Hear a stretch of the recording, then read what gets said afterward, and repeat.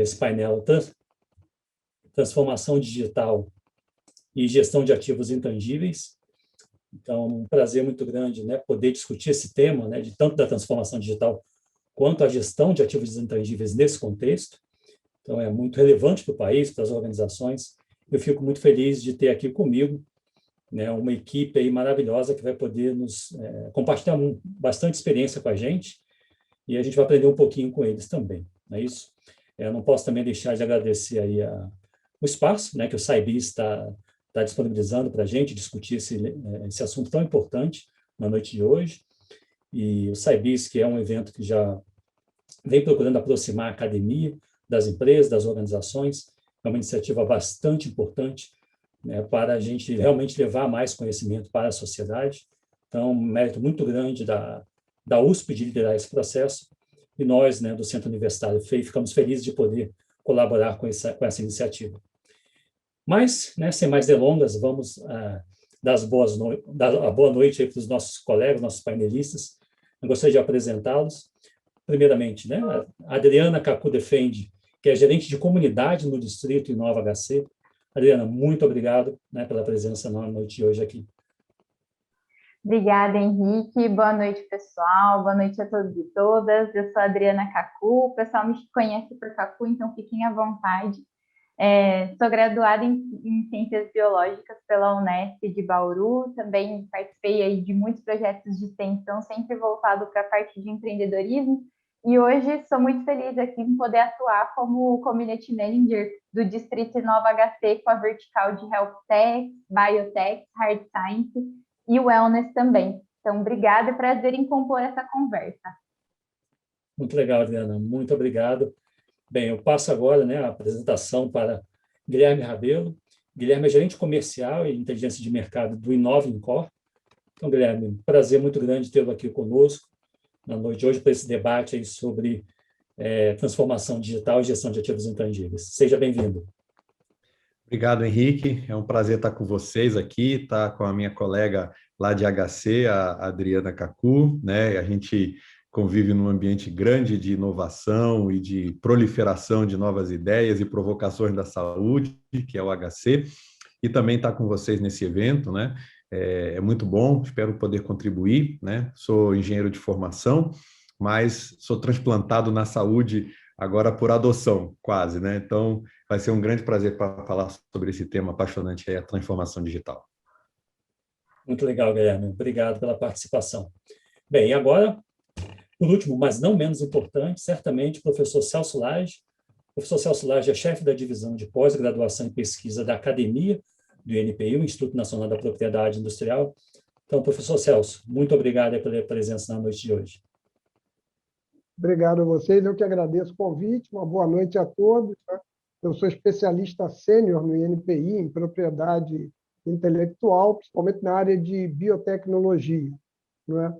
Então, assim, eu sou também o coordenador do programa de pós-graduação profissional do INPI, que tem mestrado e doutorado, né, credenciado na CAPES. Então, nós trabalhamos dentro da academia na área de pesquisa, né, em inovação e propriedade intelectual em geral. Então, vou procurar trazer aqui um pouco do posicionamento do INPI. Boa noite a todos. Legal, obrigado, Celso. Vou, então, já começar aí com o nosso bate-papo. A primeira pergunta eu vou encaminhar para... Deixa eu só explicar um pouquinho a dinâmica antes de eu encaminhar as perguntas. Quem está nos assistindo, quem está nos acompanhando, como é que vai ser a dinâmica? Primeiramente, eu vou fazer uma rodada de algumas perguntas para os nossos painelistas, e ao final, depois que a gente estiver bem aquecido, a gente vai abrir para vocês aí da audiência para fazerem perguntas. Obviamente, vocês podem ir fazendo ao longo do processo. A gente tem uma equipe maravilhosa aí que está nos apoiando também com a coleta dessas perguntas, e a gente vai filtrando aqui e a gente vai apresentando para os painelistas, tá bom?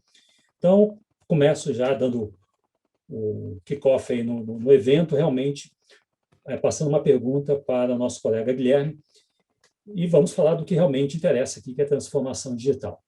Guilherme, conta para a gente um pouquinho assim, a sua percepção sobre a importância da transformação digital. Por que as organizações deveriam pensar em implementar uma transformação digital?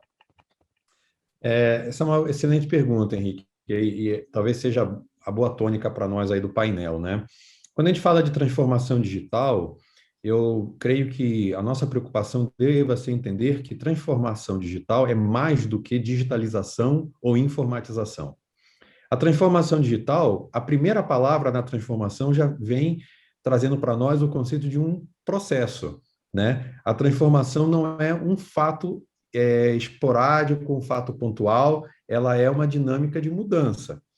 E quando a gente fala que essa transformação digital se dá, é porque nós estamos dizendo que essa parte do componente tecnológico se faz mais presente dentro dessa mudança. Nós não estamos simplesmente fazendo uma transformação digital de coisas, mas muito está relacionado a pessoas. Então, a transformação digital hoje que a gente entende é a maneira como nós, como sociedade, como indivíduos, profissionais, estamos sendo cada vez mais permeáveis e impactados pela digitalização, pelo que é o mundo virtual digital, né? E eu acho que talvez a gente pode dizer que essa transformação digital ela é necessária, a sua implementação adequada, porque como envolve mudança de cultura, né, de processos em que a gente tem que rever e muitas vezes desaprender certas coisas para que a gente possa aprender novos processos, a implementação ela é preciso ser calculada, ser avaliada como também um processo de educação. Não é simplesmente um momento em que você diz, olha, está aí a tecnologia, se vire, né? A transformação, para ser implementada, ela precisa ser calculada como qualquer outra coisa que a gente faz na vida. A gente viu aí como a pandemia nos afetou, né? E essa implementação de mudança de hábitos no primeiro momento foi muito traumática para as pessoas, né? Ainda é para alguns. Então, eu acho que a implementação da transformação tem que se dar ao passo que a gente planeja a mudança da cultura social, pessoal, profissional, né? Através da incorporação tecnológica. Muito legal, Guilherme. Então, eu como leigo, estava imaginando aqui que transformação digital era meramente comprar uns computadores e colocar na minha empresa. Você já me mostrou que é muito mais do que isso, não é verdade? Bacana. Sim. É bem mais. Eu acho que os nossos colegas vão mostrar que tem uma extensão hoje praticamente 360 graus na nossa vida, né? A gente está sendo transformado em diversos aspectos da dimensão da experiência da vida hoje. Perfeito, muito interessante isso. Bem, deixa eu passar então uma perguntinha aqui para a Adriana. Adriana, você tem algum case para compartilhar com a gente, né, de alguma empresa que passou por esse processo de transformação digital? Como é que foi? O que você pode compartilhar com a gente da sua experiência? Perfeito, Henrique. Concordo total com o que o Guilherme trouxe, né? Então, esse processo de transformação digital envolve muitos aspectos, muitos fatores, não só da pessoa ali, seja ela colaboradora ou seja ela cliente da empresa, mas também esses outros aspectos que a gente às vezes não para pensar muito porque está ali na nossa rotina, mas que vão impactar diretamente na forma como a gente se relaciona com o nosso cliente, como a gente tem o posicionamento de marca, né? Acho que uma das grandes tags aí que a gente ouve falar muito de uns tempos para cá, no tal do branding, que antigamente, né, o seu José ali da esquina da mercearia, ele nem sabe o que é branding, nem sabe como fazer esse posicionamento de marca. Então, acho que tudo isso engloba, né, a questão do marketing digital também, dessa transformação digital. E a gente não pode deixar de falar de inovação aberta quando a gente traz esses tópicos também, que é o que a gente trabalha aqui dentro do Distrito. Então, o Distrito é uma das plataformas mais completas de inovação aberta, em que a gente conecta as startups com as empresas, as grandes corporações que estão aí já no mercado há algum tempo e querem se reinventar, entendem a necessidade de fazer um novo posicionamento estratégico da marca, de entender como que eu faço para me relacionar melhor com esse cliente, como que eu trago uma experiência melhor, né? E sempre busco esses feedbacks constantes junto ao meu cliente para que a gente possa construir soluções que, de fato, resolvam problemas da sociedade, que vão impactar muito a economia e outros mercados. E aí, falando de algum dos cases, né, do distrito, eu trabalho na área voltada para as startups, então eu atuo ali junto com as startups. As startups são empresas, para quem não conhece o termo, né, são empresas que são geridas em um mar de incertezas. Então, é tudo muito incerto e tudo com alto risco, né, de dar errado ou de dar certo. Então, a gente brinca que quando você está querendo empreender e você não conhece de fato o seu cliente ainda, você tem poucos recursos, você tem poucas pessoas ali ajudando a construir esse negócio, a gente pode te chamar de uma startup, né? E quando você encontra, então, você nasce já pensando em uma dor que você vai resolver do mercado. Então, a startup, ela tem essa missão. Antigamente, a gente via muito esse movimento de que, eu quero ser empreendedora, então eu simplesmente vou lá e abro uma loja de roupas. Hoje em dia, isso não cola mais, né? Não é uma coisa que realmente vai trazer um impacto, que a gente vai conseguir ter uma recorrência de receita, que a gente vai conseguir escalar o nosso negócio. Então, você, de fato, resolver uma dor relevante para um público grande e que seja recorrente, né? Então, esses são alguns dos aspectos que a gente traz para poder caracterizar, de fato, o que é uma startup. Então, vive nesse mar de incertezas, ainda não tem nem o prolabore, às vezes, né, que é o salário do próprio empreendedor. Então, muita coisa ali é feita na unha, na garra, né? A gente sempre brinca que os empreendedores, eles têm que vencer o 7-1 todo dia, um 7-1 diferente. Então, o distrito ajuda nessa jornada. Então, a gente pega desde a startup que está em fase de ideação, que ainda não fez uma pesquisa de mercado, não conhece de fato seu cliente, não entende se o seu MVP, que é o mínimo produto viável, que é aquele... É um pouco diferente do protótipo, tá? Mas nesse contexto aqui, para quem ainda não conhece muito sobre MVP, pode imaginar um protótipo, então, que é um produto que ainda está sendo testado e validado pelo mercado. Mas a gente ajuda, então, essa startup pega essa galera desde esse momento mais inicial e vai ajudando ela a poder se desenvolver até chegar em níveis mais altos, como, por exemplo, algumas startups que a gente tem que já estão aí em fase de escala. Quando a gente fala também de startup, geralmente são empresas que vão precisar ter uma grana, um investimento rápido, porque senão essa startup ela não vai para frente, né? Ela vai acabar morrendo, porque precisa nesse momento ter o tal do cash burn. Ai, gente, eu sei que são muitos termos aqui, desculpa, se tiver algum que alguém não está entendendo muito, está difícil, manda aí no chat e a gente conversa melhor sobre. Mas a startup ela precisa ter, então, esse dinheiro que ela vai ser o fôlego para ela poder crescer e testar coisas e errar muito, aprender com os erros e aprender rápido, né? Então, a gente tem um ciclo que a gente chama, que vem dessa metodologia de Lean Startup, que é a gente constrói, lança no mercado, analisa os dados sobre aquilo que a gente lançou e constrói de novo, e continua esse ciclo de aprendizado constante, né? Então, se vocês pegarem, por exemplo, o exemplo da Netflix, a Netflix, até alguns anos atrás, ela não era essa plataforma streaming que a gente vê hoje, ela era simplesmente uma locadora que entregava vídeo cassete na casa das pessoas, sabe? E depois de um tempo foi surgindo essa questão da transformação digital e eles foram entendendo e sempre conversando com o cliente. A gente também entende que essa transformação digital, ela tem esse foco sendo mudado, né? Porque antes, quando a gente estava falando sobre empreendedorismo, a gente ficava muito focado no produto e hoje a gente tem o foco no cliente. Então, a gente ensina essa startup quais são os passos que ela tem que percorrer, como que eu faço o meu MVP, né, que é com o mínimo custo, para eu poder testar no mercado se faz sentido, se eu vou realmente, de fato, resolver uma dor, se eu vou conseguir clientes, como que eu faço um pitch, que é a apresentação rápida, né, que a gente tem ali para conseguir um investimento, para também fazer uma venda para o meu cliente, como que eu desenho a persona. Todas essas etapas de construção do conhecimento e aplicação, a gente ajuda a startup em todos esses momentos. Inclusive, a gente tem um departamento também dentro do distrito, que se chama Corporate Success, e aí nesse departamento a gente trabalha direto com as grandes corporações.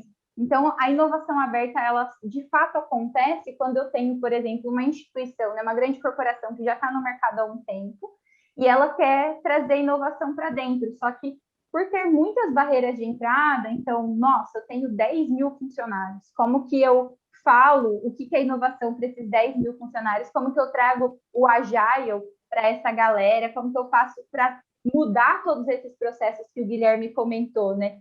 Então, a gente tem essa parte do distrito que faz essa ligação entre as startups, porque quando você traz a startup para perto, você já está, a inovação ela já está acontecendo de uma forma em que não é assim, eu vou simplesmente comprar a inovação. Não, mas vamos fazer junto? Você tem uma parte, que geralmente é a parte tecnológica, não é um software, é algum produto dessa parte mais intangível, né? Vamos colocar assim. E do outro lado, você tem a grana da grande corporação, você tem as pessoas querendo ser envolvidas nesse processo e aprender junto com você, te ajudar na jornada, não só colocar dinheiro, mas te ajudar a desenvolver de fato esse projeto, essa startup. Me alonguei aqui, gente, desculpa, eu gosto de falar, viu? Vocês me cortam qualquer coisa. Não, Se alguém vamos lá, quiser Dana. complementar, fica à vontade. Não, uma coisa importante, acho que você está falando, é porque eu cresci ouvindo que plataforma era aquele negócio que ficava lá no meio do mar, que extraía petróleo de lá, né? Ficando um pouquinho mais velho, eu entendi que plataforma era um negócio ali, um aparelho que, enfim, havia uma conexão aí de aparelhos eletroeletrônicos. Mas você está contando para mim que, quando a gente fala de plataforma nesse mundo da transformação digital, é algo diferente, né? A gente está falando de uma organização que, de fato, faz a aproximação dos atores interessados na transformação digital. É isso mesmo? Eu estou entendendo certo? Perfeito, Henrique, é exatamente isso. Olha, eu vou te falar que eu também, às vezes, fico um pouco confusa. Na verdade, eu nunca pesquisei, de fato, qual é a definição de uma plataforma, porque se a gente pensar num site, né, tem ali meio que umas semelhanças bem grandes. Mas eu entendo a plataforma como sendo realmente esse canal em que você conecta pontas de pessoas diferentes, de comunidades diferentes, né? Então, o Distrito, por exemplo, é uma plataforma de inovação aberta em que a gente conecta startups, a gente ajuda no desenvolvimento dessas startups e conecta com grandes corporações. Além disso, a gente tem também os apoiadores, tem parceiros, também tem mentores, e até teve umas 2 perguntas aqui da Cassandra, que a Cassandra perguntou como que faz para ser mentorada pelo distrito, né? Muito bacana. É muito simples, tá? Hoje a gente tem o programa de residente virtual.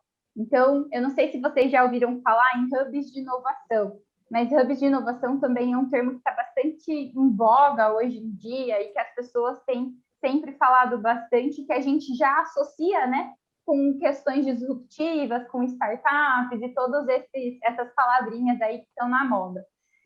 Mas o Distrito já é um hub de inovação desde 2016, até acho que um pouquinho antes da gente nasceu. E depois, quando começou a pandemia, né, em abril de 2020, a gente lançou o nosso programa de residência virtual, porque até então a gente tinha um programa de residência físico. Então, hoje a gente tem 4 prédios, né, físicos em que a gente trabalha com hub de inovação neles. 3 deles são em São Paulo e a gente tem um em Curitiba. E o que aconteceu? A gente foi ouvindo o mercado. Muitas startups queriam fazer parte dessa residência do distrito, só que a gente tinha um grande fator limitante de crescimento, que era o espaço físico. Não dá para você escalar espaço físico, né? Então, a gente começou a ter uma demanda ali, uma lista de espera de startups que queriam ser residentes do distrito, fazerem parte da comunidade do distrito. E aí a gente lançou, então, a plataforma do distrito, que é onde a gente consegue gerar valor para startups lá do Amazonas, né? E não necessariamente só quem está aqui no eixo sul-sudeste São Paulo. Então, isso foi um grande passo, e se você quiser fazer parte, você pode ser tanto residente física, a gente tem algumas vagas por conta da pandemia, algumas pessoas tiveram que fechar os seus negócios, enfim.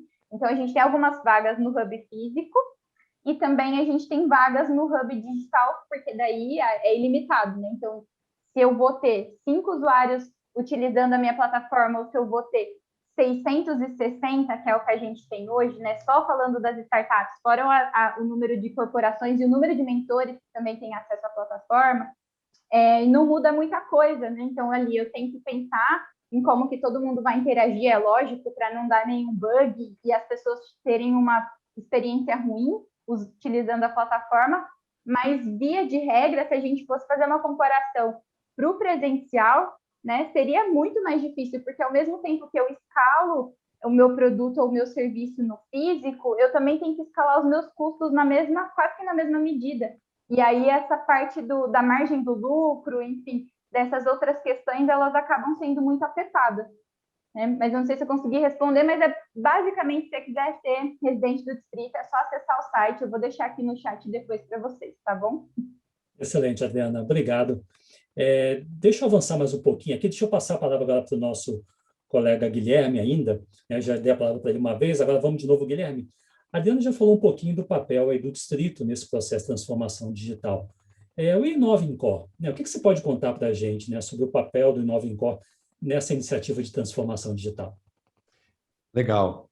Eu acho que a Adriana fez um apanhado aqui muito interessante sobre a questão de se criar um ambiente propício, né, para que as pessoas possam desenvolver as suas ideias, as suas inovações, os seus modelos, como a gente poderia chamar, quase disruptivos, em algum caso, de negócios, né? E uma instituição de saúde, né, como o Instituto do Coração, é um ambiente mais árido para você fazer isso, né? Porque você lida muito com a questão de um ambiente conservador. Saúde, por si só, é uma área muito conservadora, né? Então, criar esse conceito de transformação digital, em que você tem que mudar cultura, você tem que introduzir tecnologias disruptivas muitas vezes, você tem que mudar hábitos dos seus clientes, que no nosso caso são os pacientes, você tem que engajar os seus colaboradores, que são os nossos profissionais de saúde. Então, para fazer isso, em 2014, o hospital percebeu que era necessário criar um projeto, na época, para que pudesse introduzir o conceito da inovação numa instituição tradicional, né? Então, mais do que a gente ficar fazendo projetos de inovação, a gente viu que era necessário inovar a própria instituição. Então, a inovação como um mote ou um pilar da instituição, ele deixa de ser uma ação pontual para ela ser uma ação orgânica institucional. E aí você começa a ver que a inovação ela tem um efeito transversal na instituição. E aí foi aonde o Incor percebeu isso. Nós éramos tradicionais e muito bons em assistência pública e uma parte privada. Nós somos tradicionais e bons em pesquisa, porque fazemos isso associados a uma fonte acadêmica, como a Universidade de São Paulo. Nós somos fortes e tradicionais na área de ensino, porque nós também somos um hospital que está vinculado a uma faculdade e um hospital de ensino para residência multiprofissional. Mas a inovação tinha que estar não como isolada, ela tinha que estar transversal a isso tudo. Eu tinha que inovar a cultura e ainda ajudar a inovar a assistência, o ensino e a pesquisa, né? Então, nesse sentido, o Inovincor foi criado. Ele foi uma ação voltada como uma diretiva institucional, que eu acho que é importante, porque você começa a criar a raiz dentro da instituição. O Inovincor passou a ter o papel de educar, conscientizar os profissionais da casa e também olhar que dores mais latentes, porque o que não falta numa instituição de saúde é dor, né? Que mais latente nós tínhamos de dores que poderiam ser os principais casos para a gente começar a demonstrar a cultura da transformação digital. E foi aí que a gente iniciou a nossa jornada em 2015, prévio à existência do Distrito HC, né? O Distrito veio mais para frente, se a gente pôde, ao longo de 2, 3 anos, começar dentro do complexo do HC, como no Incor, criar núcleos, pessoas que pensavam a inovação, para que a gente estivesse maduro para chegar a ter um ambiente, né, como o Distrito HC é. E esse papel do Inova Incor foi importante também para a gente trazer algo que talvez o professor Celso vai falar, da questão do debate sobre os nossos paradigmas do conceito da criação de propriedade, de valoração da criação.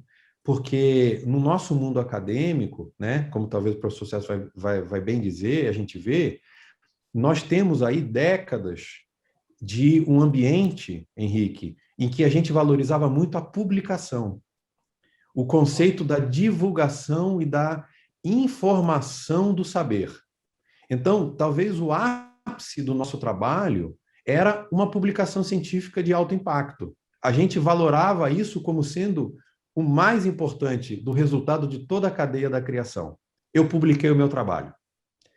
Mas a transformação do valor disto, né, em você ter uma propriedade intelectual que gere valor de cadeia de mercado, isso não era uma coisa tão comum na área da saúde, né? Talvez em outros mercados. Você falou da plataforma, talvez para a Petrobras, para a Vale, para a Embraer, para outros que também eram exemplos, digamos assim, esporádicos.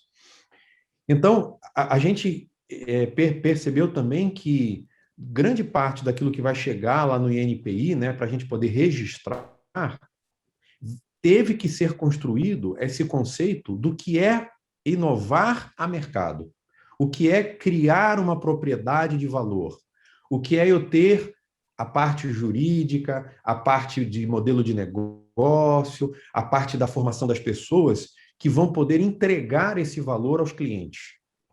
E, a partir daí, você gerar economicamente resultado, né, que visa a sustentabilidade.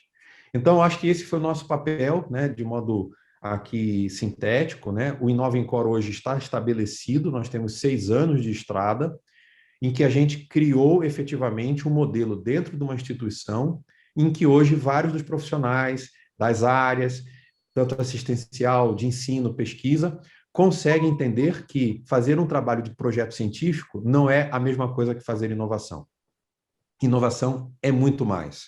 E aí eu acho que a gente começa a renovar, né, a rejuvenescer uma instituição que já era por si só inovadora quando começou, mas que hoje precisa se oxigenar. Eu acho que esse foi o grande papel, talvez, do Inova Incor dentro do nosso processo de renovação do Instituto do Coração. Muito legal, muito legal. Deixa eu aproveitar e pegar uma palavra que você colocou para a gente, oxigenar, né? Então, essa oxigenação, me parece que ela, associada a ela, tem um fluxo de conhecimento muito grande ali entre as várias partes envolvidas, né? Seja, né, o próprio Incor, seja outras empresas que, porventura, se associam ao Incor, no caso da Distrito, né, como a própria Adriana comentou, né, essa conexão, né, via esse modelo de inovação aberta, quer dizer, tudo isso tem um envolvimento muito grande aí de atores, e isso eu entendo que talvez contribua para o surgimento de novos ativos intangíveis, essa interação desses atores. Bem, para falar um pouquinho sobre isso, eu gostaria de convidar o professor Celso, que pacientemente nos aguardou até agora. Professor Celso, é isso mesmo, eu estou entendendo correto? Esse fluxo de conhecimento que acontece, né, nesse processo de inovação, de transformação digital, ele é que vai propiciar a geração de novos ativos intangíveis? Bom, boa noite. Digamos que eu não fui só paciente, não, porque eu estava ouvindo aqui e estava gostando muito do que estava sendo falado até então. Olha, o fluxo é importante, sim, eu diria até que é fundamental. Embora possam surgir, né, ativos intangíveis, e aí vamos primeiro explicar o que é um ativo intangível, né? Para quem não sabe, quando a gente fala de ativo intangível, nós estamos falando de quê?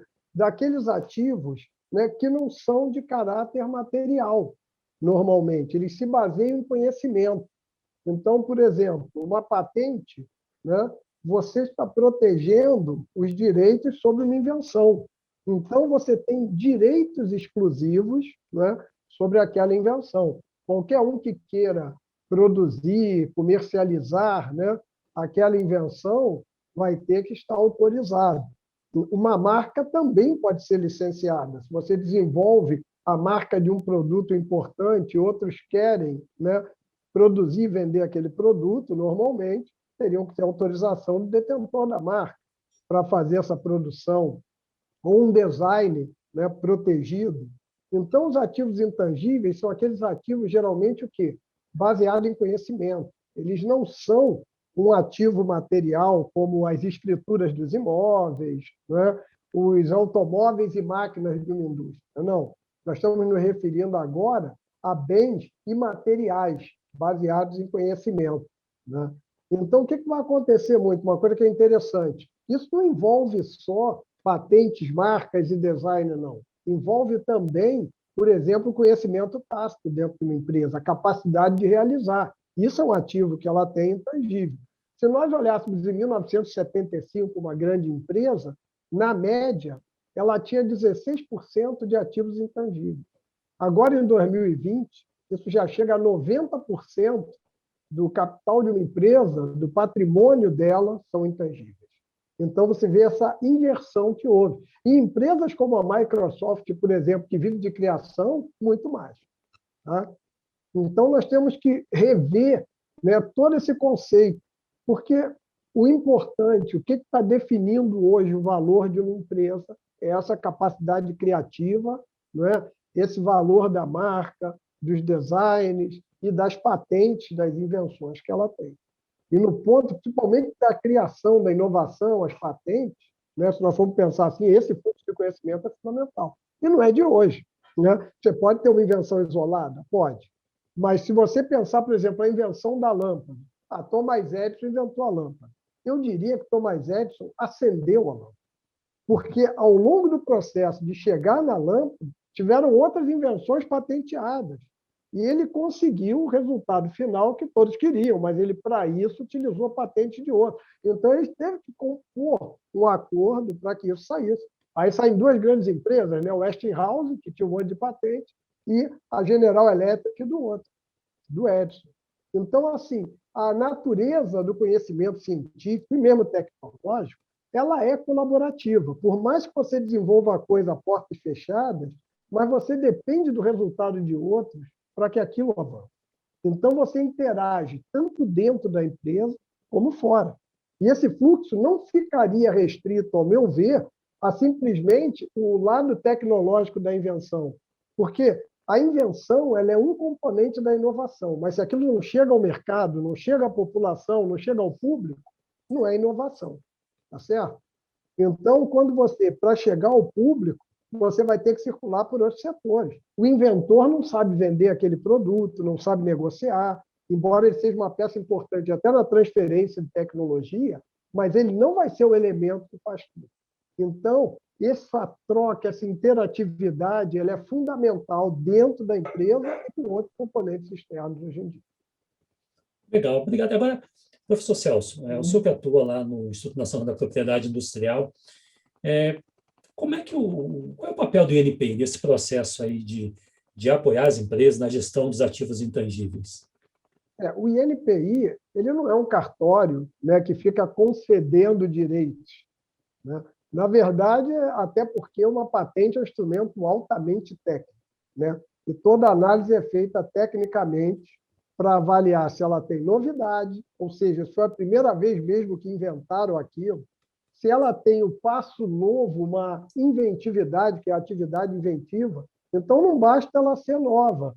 Eu posso pegar uma coisa já conhecida, modificá-la, ficou nova, mas está fazendo a mesma coisa. Então, eu tenho que ter um passo novo, uma solução de um problema técnico, né, de forma totalmente criativa, e tem que ser para uso industrial, ou seja, ela tem que ter uma aplicação industrial, ou produzida em escala industrial, ou usada como meio de produção numa indústria. Então, esses já são os pré-requisitos de uma patente. Mas esta patente, aí é outra questão do fluxo de informação, ela tem que ter a invenção claramente descrita no documento de patente, de maneira que um técnico que conheça aquele assunto consiga ler e entender plenamente aquela invenção e como ela funciona. E todas as patentes são publicadas 18 meses após o depósito, o que faz com que essa informação toda fique disponível. Tá? E só na China foram depositadas em 2019, eu não tenho os dados de 2020, 1.400.000 patentes aproximadamente.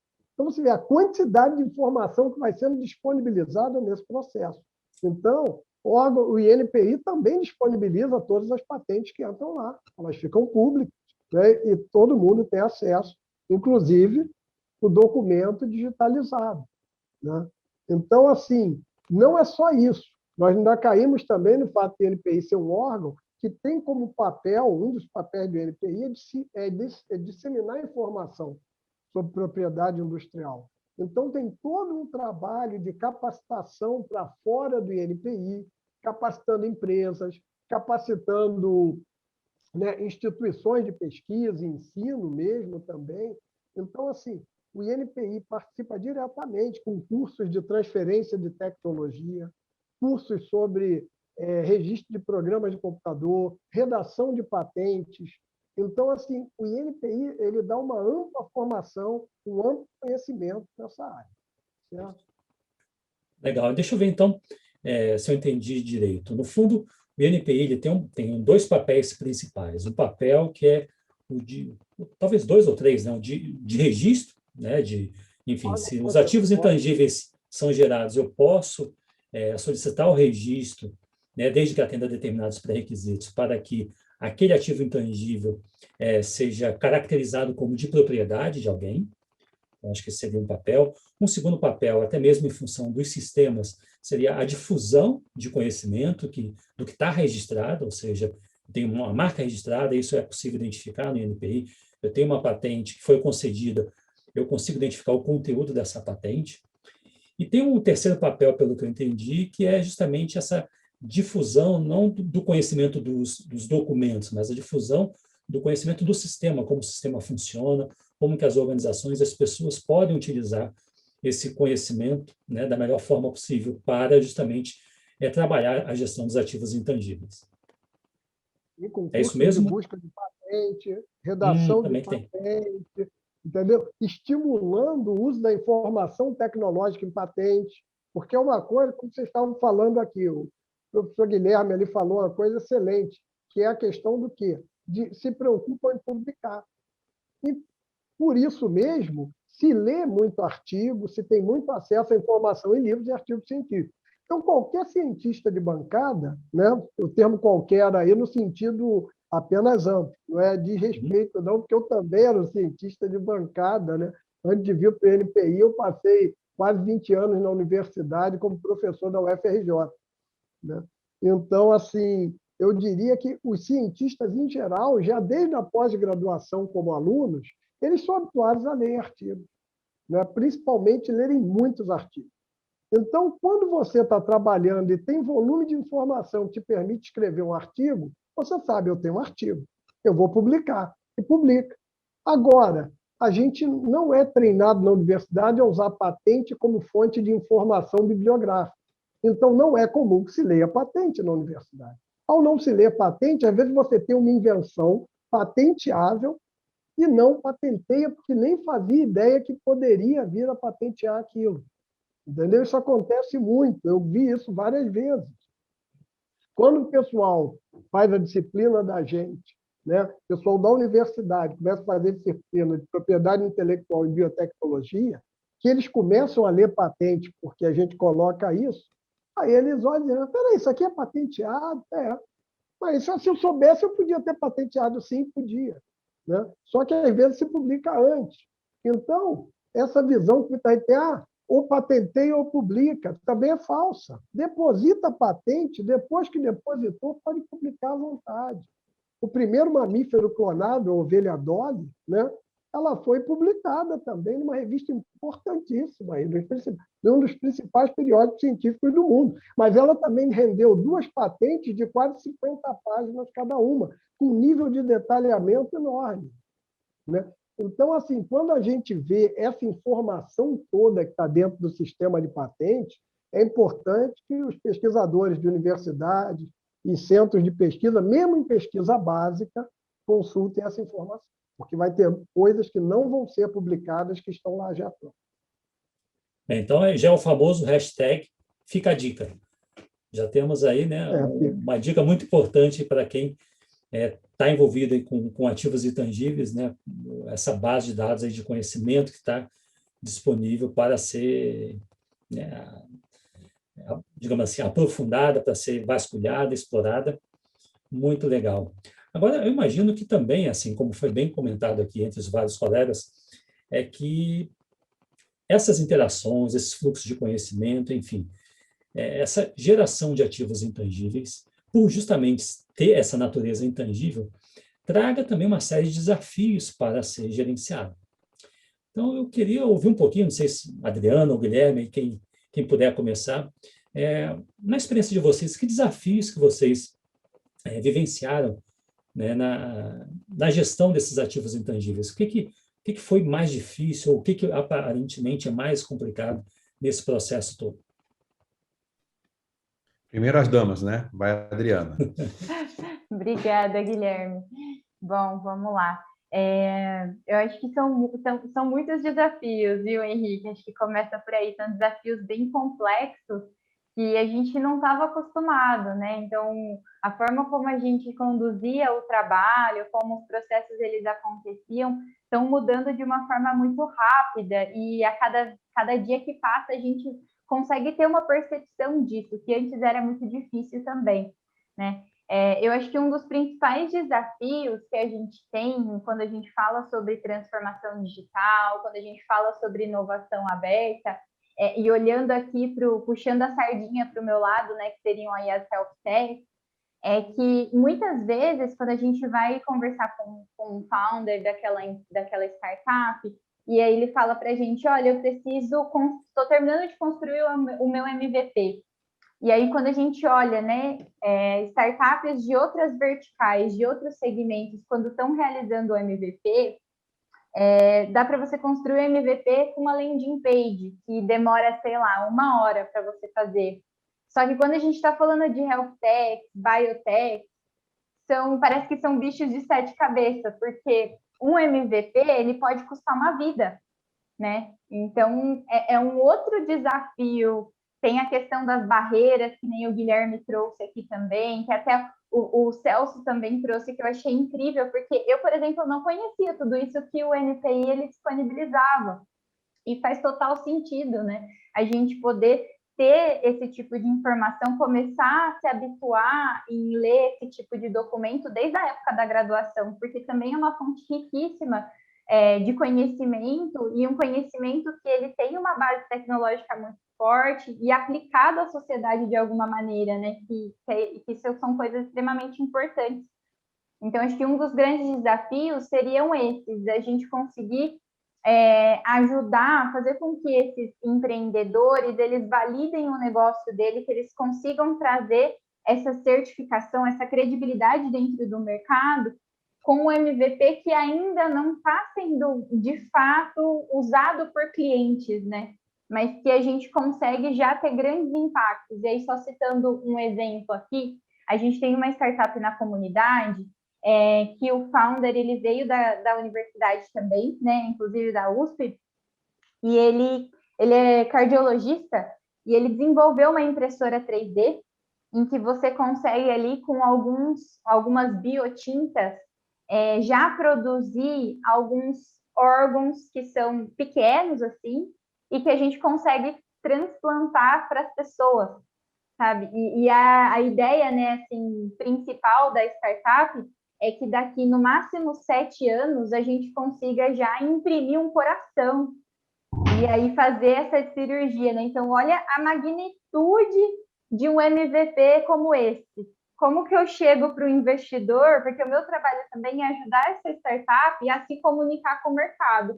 Então, como que eu chego para uma banca de investidores que estão ali tão cotidianamente acostumados a escutar sobre uma fintech, né? Que é tipo, vamos falar ali, o Nubank, que é uma coisa mais fácil de ser, entre aspas, entendidos, não tem tantos termos técnicos como, por exemplo, dentro da ciência, dentro das ciências da saúde. É diferente eu chegar para esse investidor, para essa banca de investidores e falar assim, calma, né? Por mais que é uma health tech que a gente ainda não tem o MVP concluído, a gente tem muitos dados em relação a isso, inclusive esses founders, geralmente eles fazem a startup da própria pesquisa de doutorado dele. Então, é muito bacana também verificar isso, e a gente está sempre em conversa também, viu, Celso? Falando assim, vocês já foram lá patentear? Vocês sabem como que é o processo? Vamos fazer um treinamento aqui sobre internacionalização, vamos fazer um treinamento sobre processos regulatórios. Então, isso a gente também está sempre de olho, porque a gente sabe que são caminhos das pedras que geralmente as pessoas não conhecem, que não é muito falado, que não é muito divulgado, sem ser ali naquele nicho mais voltado para a da parte empresarial mesmo, e é como vocês pontuaram. Muitas vezes esse founder, ele desenvolveu, né, o produto, conseguiu ali construir a máquina, enfim, mas ele não sabe como que ele faz, qual que é o registro que ele tem que ter da Anvisa para poder comercializar esse produto, ele não sabe como fazer um registro de patente. Então, esses caminhos, eles ainda estão sendo desbravados, né, vamos colocar assim, por esses nossos founders, e a gente está sempre ali na escutativa, entendendo sempre o que está acontecendo com esse founder nesse momento, qual que é o principal objetivo dele, como que a gente pode, como distrito, ajudar ele a crescer e superar esse desafio que ele está encontrando hoje, né?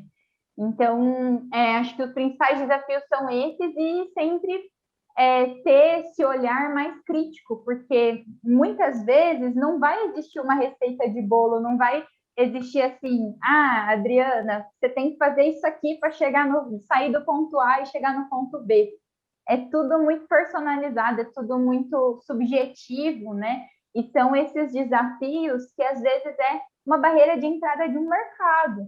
Então, como que você faz para convencer o médico do Hospital das Clínicas que hoje a gente precisa utilizar formas de monitoramento remoto por medical devices, por exemplo, né? E não só pelos aparelhos tradicionais que ele está, sei lá, a vida dele inteira utilizando. Então, são outros tipos de barreiras culturais que você não vai ter essa receitinha de bolo ali, um passo a passo de como você faz para quebrar isso. E vai muito, assim, muito, muito bacana. Assim, eu gosto muito do meu trabalho porque ele estimula a gente pensar muito sobre isso, né? Fazer com que a gente consiga entender quais são as principais estratégias, como que a gente entende um pouco mais sobre os comportamentos dos nossos clientes, como que a gente entende como que a gente pode construir sempre em conjunto, né? Essa parte da colaboração é uma coisa muito, muito bacana que infelizmente na ciência, como até o Celso comentou, né? Que às vezes a gente não enxerga isso de uma forma tão habitual, mas a ciência realmente ela é dessa maneira que ela é feita, né? A gente precisa, então, ter a ciência de base, a gente precisa conhecer tudo que outras pessoas já fizeram e até mesmo para escrever um artigo. Eu lembro que quando estava na graduação e escrever um artigo científico, nossa, a gente se esgotava de tanto ler sobre todos os artigos possíveis com aquelas palavras-chave para entender se de fato o que a gente estava escrevendo era uma coisa nova,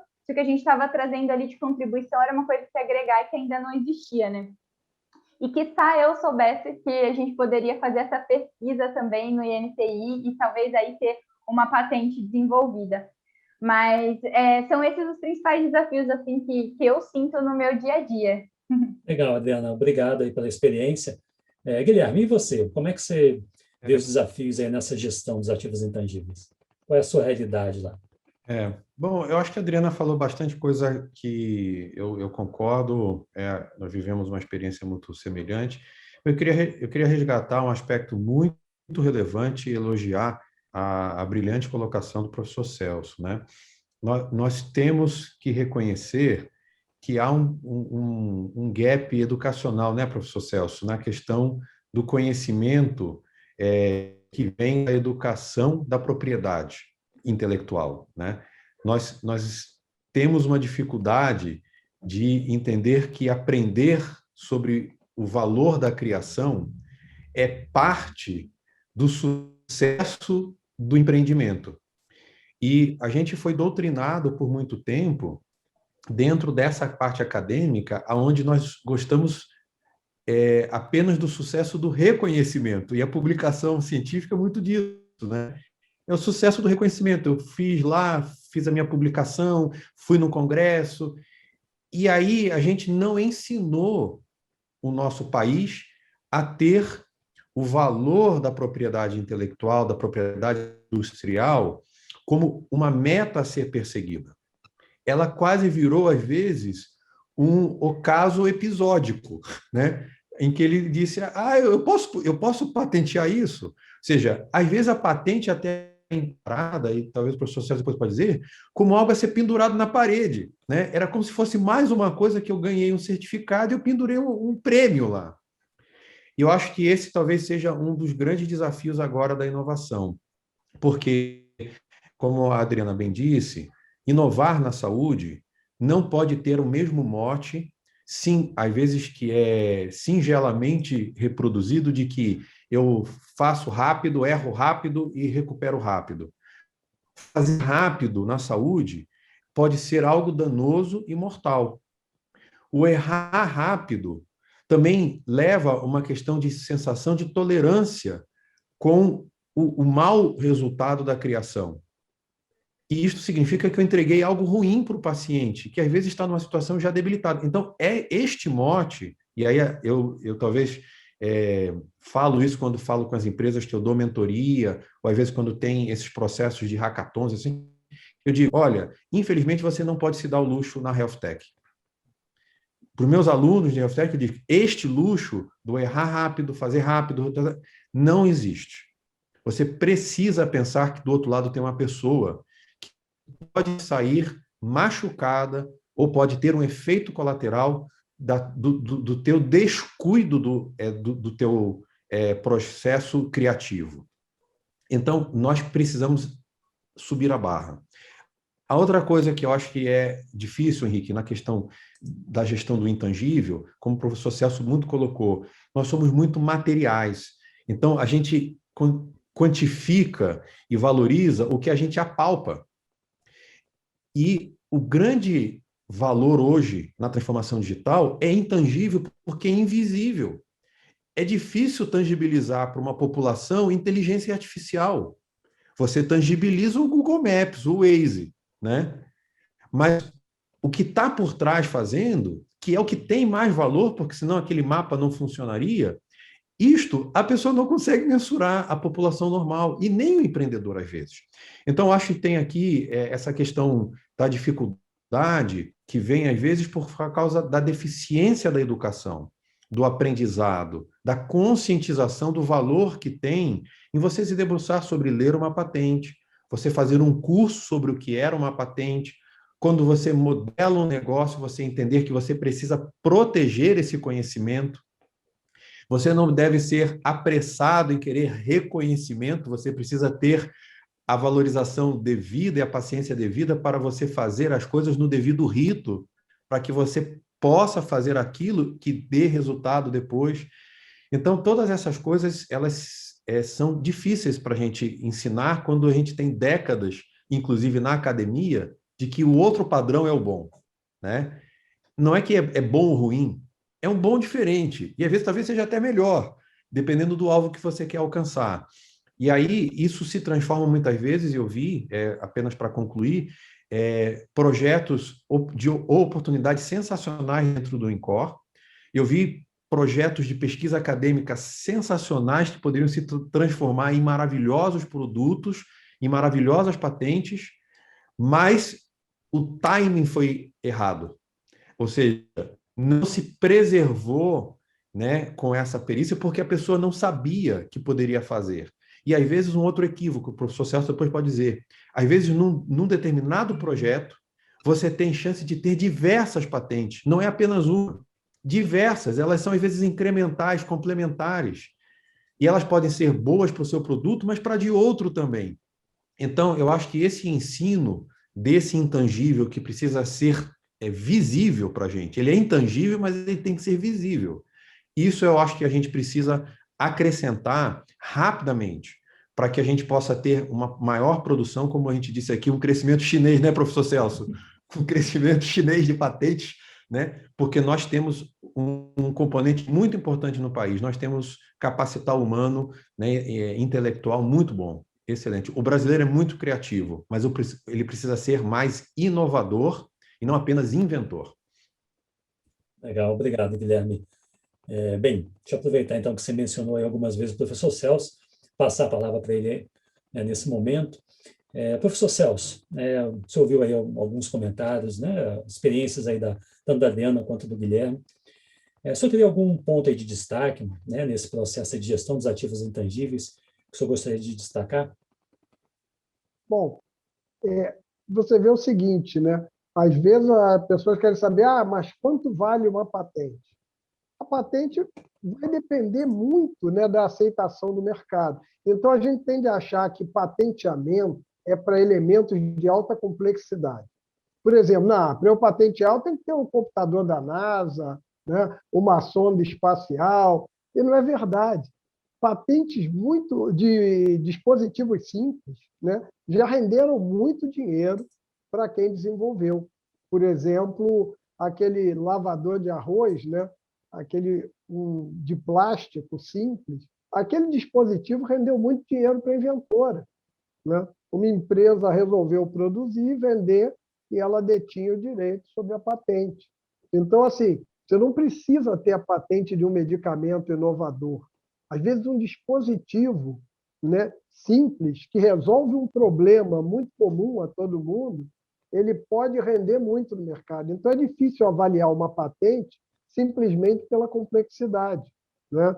Eu posso dar como exemplo aquele patins que tem uma série, né, de monorrodílios em sequência, ele foi um sucesso estrondoso no mercado, né? E nós temos outras patentes, como o velcro.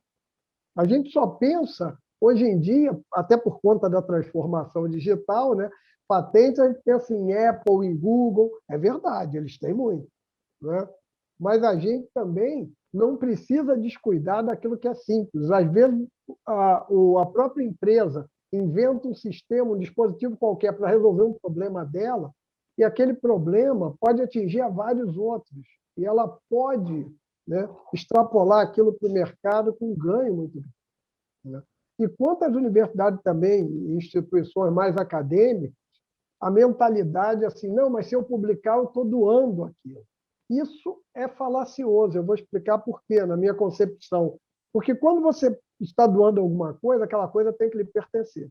Se você simplesmente publica e abre para qualquer um, aquele que detém maior poder sobre os meios de produção, digamos assim, as grandes empresas, as grandes transnacionais vão ter um poder de investimento muito maior para transformar aquilo numa invenção. E aí sim, ao criar todos os sistemas técnicos necessários, desenvolver uma patente, explorar aquilo, né, é muito maior. Então, para você doar alguma coisa, você tem que ser dono.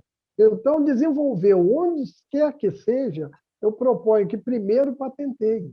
Porque se quiser abrir aquilo para uma doação específica para vários setores, você tem o direito legal exclusivo sobre aquilo, né? Ao abrir indistintamente numa publicação, você vai soltar aquilo para todos. Então, muitas vezes, uma grande transnacional vai ter muito mais poder de converter aquilo numa invenção, botar no mercado e se apropriar daquilo, muito mais do que uma pequena empresa que viu aquela publicação, mas que não teria condições de fazer um pleno investimento. Então, tudo isso tem que ser pensado. Legal. Mais alguma dica? Não, é só dizer assim, a marca é um elemento importante, a gente não pode descuidar da marca. Eu vou dar um exemplo aqui agora. Quanto valia a marca Azul em 2019? Quem conhecia a marca Azul? Aí você vai me dizer, mas teve uma pandemia. Sim, foi um fato ocasional, sim. Agora, o que a pandemia fez foi, na minha opinião, antecipar uma tendência inevitável. Nós começamos a dar aula em abril de 2020, aula telepresencial por videoconferência. Foi um sucesso que me surpreendeu, que permitiu a gente ter alunos até do Amapá e do sul do Brasil.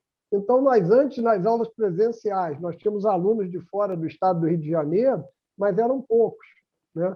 Dessa vez, metade da nossa turma estava espalhada pelo Brasil. Nós pegamos uma pós-graduação, né, que tinha uma ação predominantemente local, embora tivesse alguma ação nacional, e nós expandimos isso facilmente, né, num ambiente extremamente amplo, de maneira que nós estamos pensando em como manter esse tipo agora, né, de atividade ser a nossa, digamos assim, continuar com isso, manter. Nem que a gente crie o sistema híbrido com a parte dos alunos dentro da sala de aula e a outra parte assistindo, né, telepresencialmente a mesma aula. Então, assim, uma marca é um elemento importante. Quem desenvolveu um produto, botou o nomezinho dele, eu sugiro que registre a marca. Registrar a marca é barato. Só se paga por decênio depois que a marca está registrada. É uma vez a cada 10 anos. E as marcas podem atingir valores muito altos. Tá? Uma marca como a Apple vale quanto hoje? Uma marca como Coca-Cola e mesmo marcas nacionais já atingem bilhões de dólares. Então, tem que se pensar nisso também. Legal, maravilha. Muito obrigado. Posso fazer só um comentário aqui? Claro, vamos lá, Diana.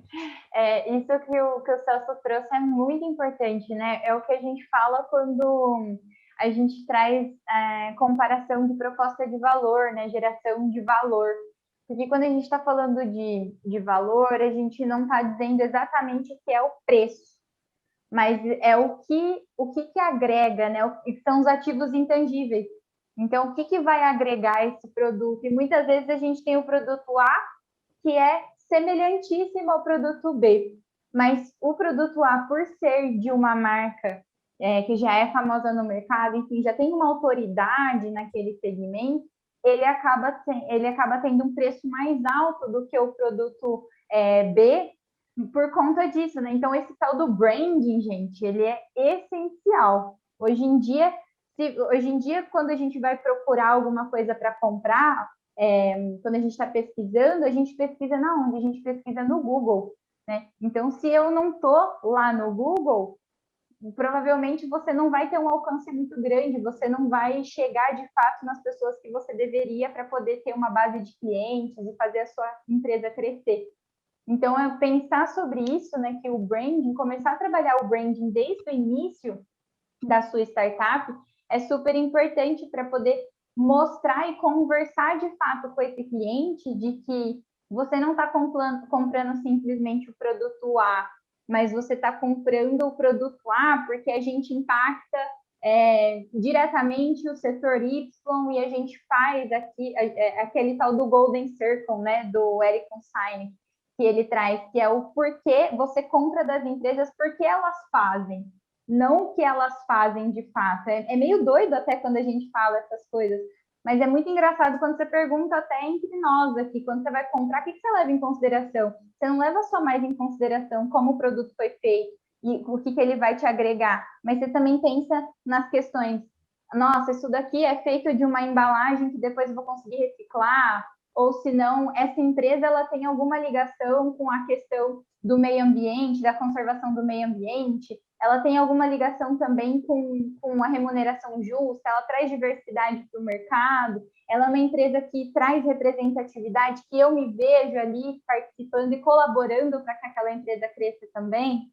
Então, o consumidor, né, o cliente, ele está querendo...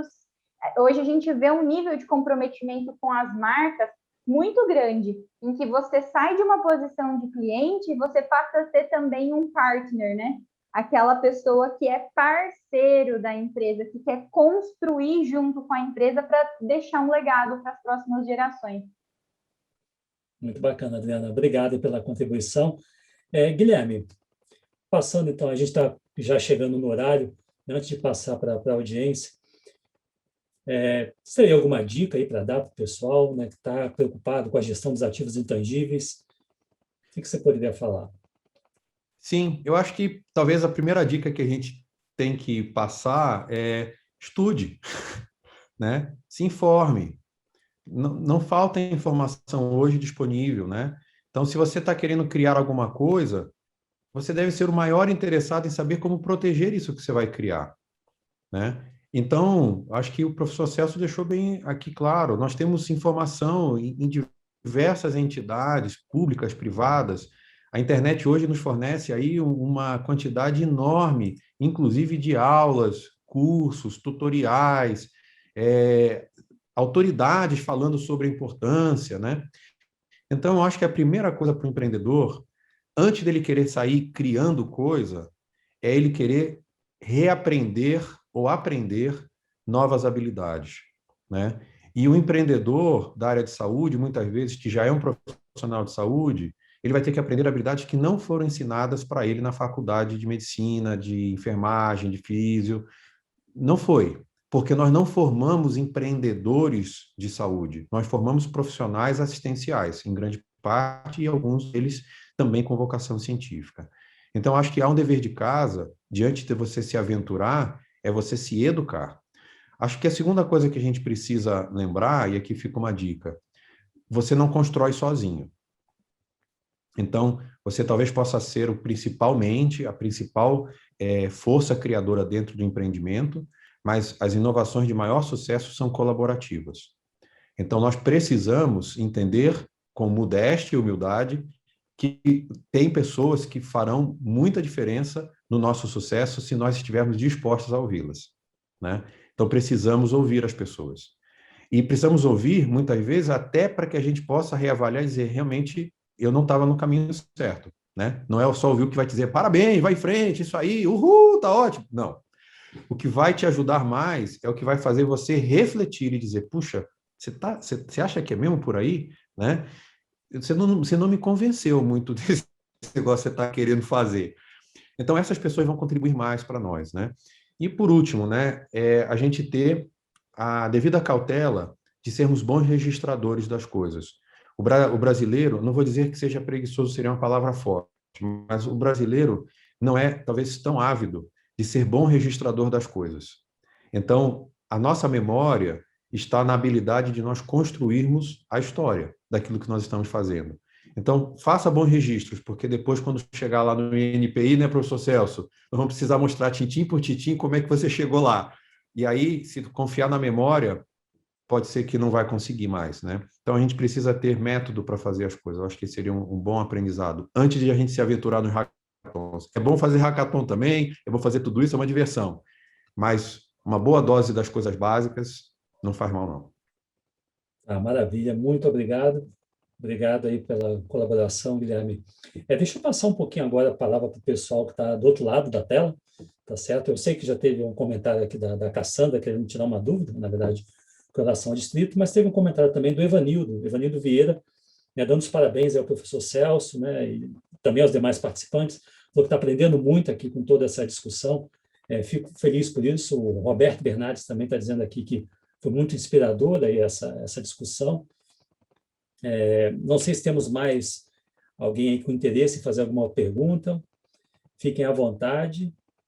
Nós temos aí a oportunidade maravilhosa de ter esses profissionais aqui com muita experiência. E a Adriana, que talvez seja a carinha de mais criança aqui, mas ela certamente tem muita experiência aí nesse processo e já compartilhou bastante coisa com a gente. Então, se tiverem dúvidas, o momento é agora.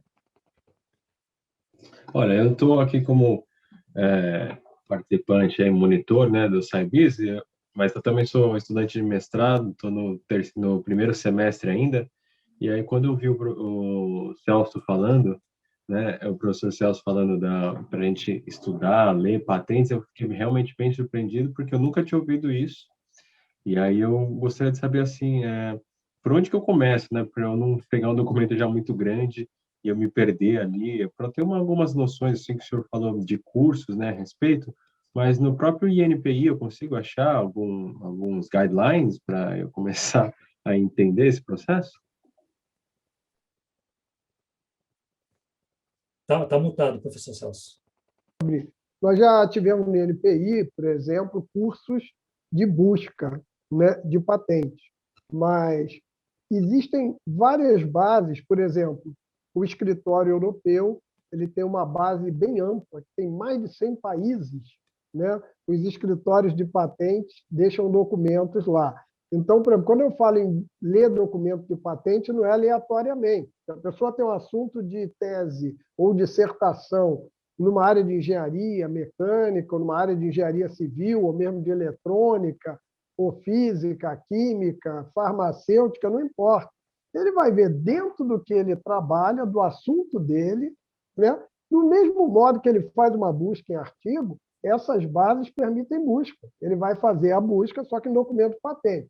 Aí você vai dizer assim, poxa, mas o documento patente é mais chato de ler. Sim, Mas aí o que eu fazia normalmente era, se a patente tinha 50 páginas, a informação que eu queria estava num trecho mais restrito, eu pegava só aquelas páginas lá, convertia para PDF, guardava aquilo e, claro, né, guardava o título da patente, os dados principais da página de rosto da patente, junto.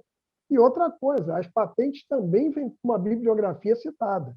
Dependendo da área, ela cita muitas outras patentes, mas também cita artigos e publicações acadêmicas em geral.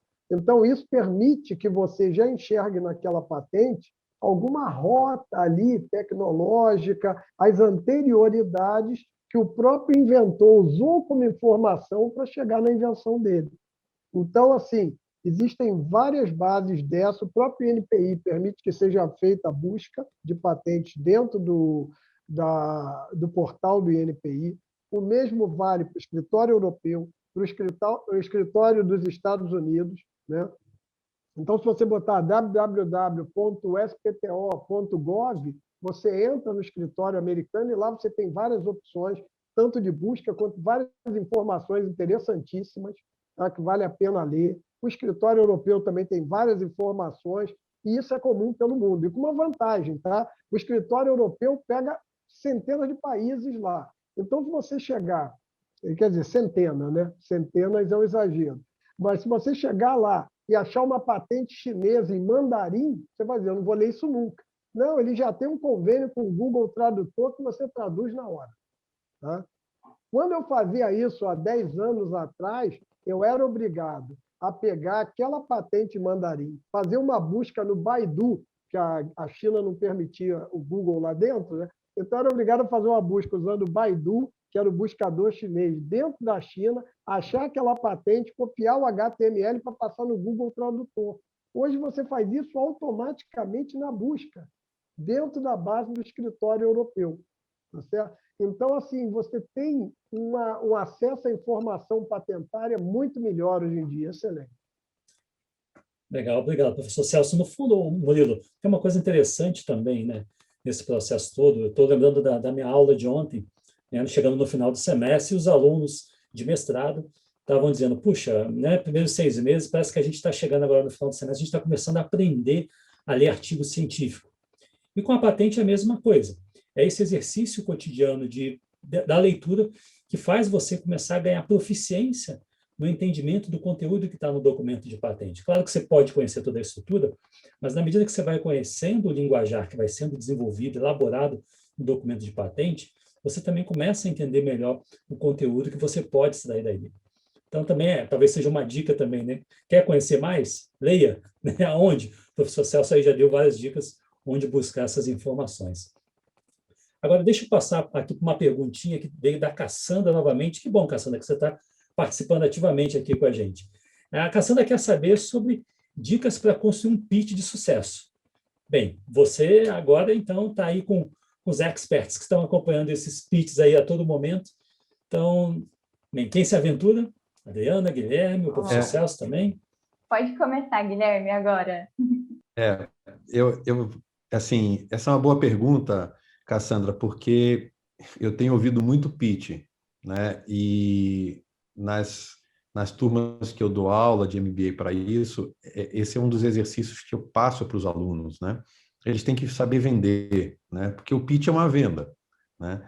O pitch não é uma dissertação de TCC, que tem que mostrar que você tem habilidade científica. O pitch eu consigo convencer alguém que me ouve de um assunto que talvez não conheça, de que ele precisa daquilo. É assim que você tem que pensar. Então, o teu pitch de vendas ou de apresentação, ele tem que ser dosado. E eu tenho visto aqui, apenas como uma dica, deixa para os outros, né, que às vezes a gente erra na dose dos tipos de conteúdo.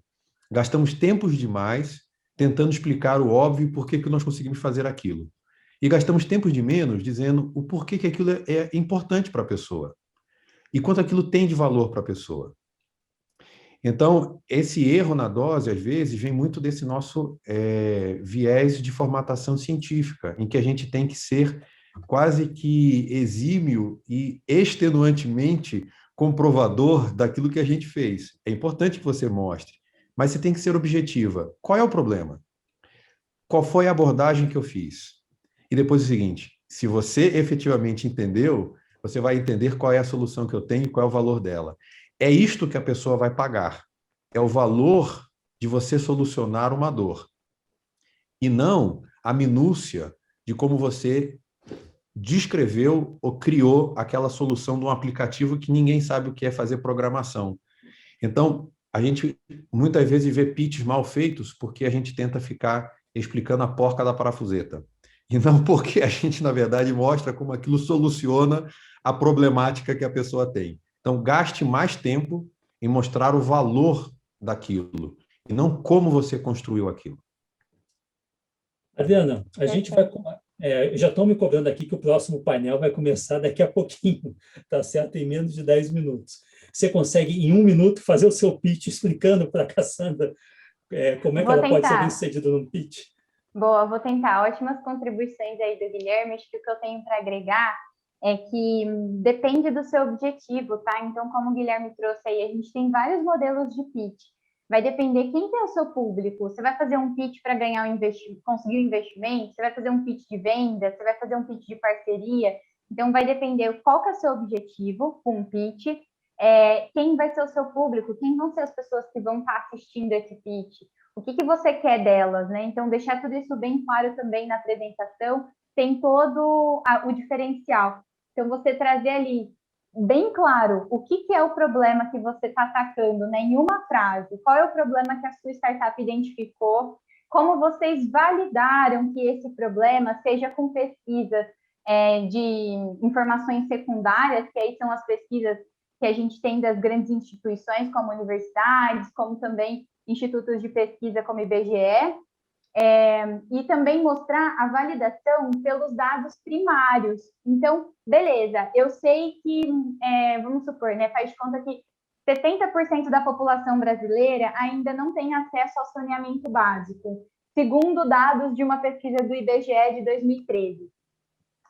Aí a gente já tem isso consolidado, né? Mas para eu mostrar de fato que isso é um problema relevante, tá? Então eu vou lá e faço entrevista com algumas pessoas que não têm saneamento básico. E aí eu coloco também esses dados junto na minha apresentação para mostrar que eu fui e validei com o meu público-alvo que esse, de fato, é um problema em que essas pessoas elas estão preocupadas para que aquilo seja resolvido e que elas, muito provavelmente, vão pagar para que aquela solução seja, para que aquilo seja resolvido de uma forma rápida e barata, enfim, acessível e tudo mais que as startups têm a trazer. Então, assim, pensa bastante sobre isso e também de trazer no final da sua apresentação ali do seu pitch, o que você busca com essa fala. Então, eu quero investimento, sei lá, de R$500 mil por 20% da minha empresa, 20% desses 500 mil eu vou investir em ads, 60% eu vou investir em tecnologia, então vou trazer mais 3 pessoas de desenvolvimento de software, e os outros 20%, sei lá, eu vou colocar para poder testar com uma nova feature que eu vou ter, né? Então, explica para a pessoa por que você quer esse dinheiro também. O que você vai fazer com ele? É igual quando a gente era criança e a gente pedia dinheiro para os nossos pais, e os nossos pais sempre falavam, tá, mas para que você quer esse dinheiro? E aí a gente tinha que ter o poder da argumentação de mostrar que o que a gente ia fazer com aquele dinheiro era relevante o suficiente. E é a mesma coisa, imagine aí que a pessoa trabalhou, sei lá, quanto tempo da vida dela para juntar uma graninha e, de repente, ela viu uma oportunidade de investir e ajudar um negócio a crescer e impactar muitas pessoas. Ela vai fazer muitas perguntas, né? Tem que fazer muitas perguntas. E é bem nessa temática que o Guilherme trouxe, que o nosso papel ali dentro do distrito é como advisors. Então, toda vez que a gente conversa com a startup, eu vou ser sempre aquela pessoa chata que vai fazer um monte de perguntas, vai perguntar 1 milhão de vezes de tudo que pode dar errado. Por quê? Eu tenho que te preparar para quando você estiver de frente com o investidor, você saber responder essas perguntas. E para que você também, com o seu negócio, consiga aos poucos ir validando e aprendendo com o mercado. Para você não desenvolver um aplicativo que ninguém vai usar depois, que as pessoas não vão querer baixar, né? Obrigada, gente. Foi muito legal. Obrigado, aprendi Adriana. muita coisa com vocês. Obrigado. Assim, por falar em chato, o chato aqui sou eu, na verdade, que fico controlando o tempo, né, cortando vocês. Mas a gente está chegando ao final aí, porque temos um novo evento em seguida, então eu não posso deixar de agradecer, né, a todos vocês que se dispuseram a colaborar conosco, né, toda a audiência que participou, né, acompanhou nossa discussão aqui, esse bate-papo. Eu acho que a gente falou muito do mundo da inovação, a gente falou da transformação digital, a gente trouxe uma série de dicas sobre a gestão de ativos intangíveis e ainda demos dicas sobre como fazer um pitch. Então, painel melhor do que esse para empreendedor, olha, difícil de achar. Então, muito obrigado ao professor Celso Lage, Guilherme, Adriana. É maravilhoso contar aí com a colaboração de vocês. E Murilo, também obrigado pelo apoio no backstage, né? Foi muito gentil de sua parte toda a colaboração. Todos, muito obrigado. A audiência também maravilhosa. Até uma próxima oportunidade. Até mais, pessoal. Muito obrigado. Pessoal. Obrigada, Até mais. pessoal. Boa noite.